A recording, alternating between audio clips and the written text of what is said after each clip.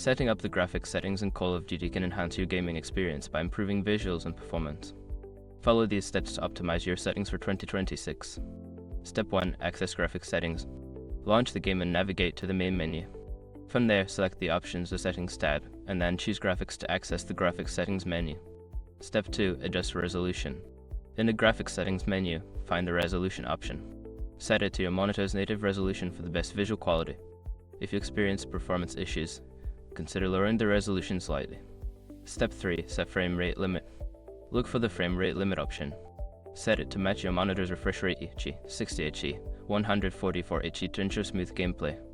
If you have a powerful system, you can set it to unlimited for maximum performance. Step 4. Configure graphics quality.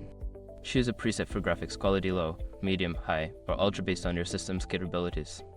Start with medium and adjust upwards or downwards depending on performance and visual preference.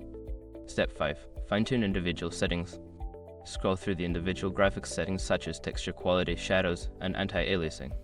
Adjust these settings based on your preferences and system performance to find the right balance between visuals and frame rates. By following these steps, you can optimize your Call of Duty graphics settings for an enjoyable gaming experience. Happy gaming!